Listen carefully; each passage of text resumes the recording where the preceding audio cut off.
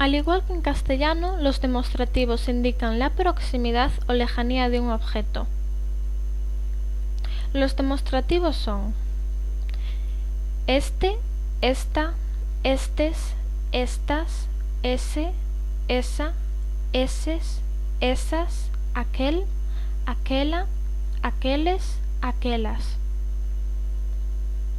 Como podéis comprobar, el plural se hace añadiendo una S en el femenino y S o ES para el masculino.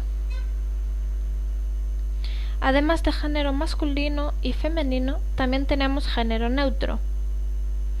Isto, iso, aquilo. Ahora vamos a ver unos ejemplos de la colocación de todos los demostrativos. Este poema é moi bonito. Esta mañá fixo bo tempo. Ese libro é dun escritor moi famoso. Esa casa é a da miña amiga. Se houbera comprado aquel ordenador, non sexas así con aquela rapaza. Y con el plural es lo mismo. Estes poemas son moi bonitos. Non sexas así con aquelas rapazas. Concuerdan en género y número con el sustantivo.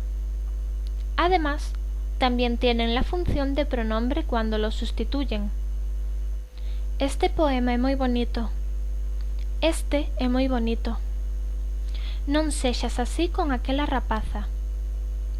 Non sexas así con aquela. Y finalmente, unos ejemplos del género neutro, que tienen función de pronombre. Eu non quería iso. Isto é do que che falaba eu. Aquilo pode ser que fose certo. Iso non é así. Isto é moi bonito.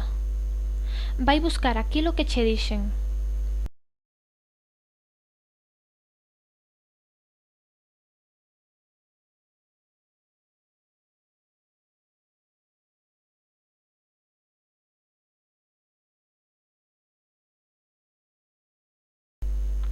Y aquí acaba a lección. Isto é todo por hoy. ¡Ata logo!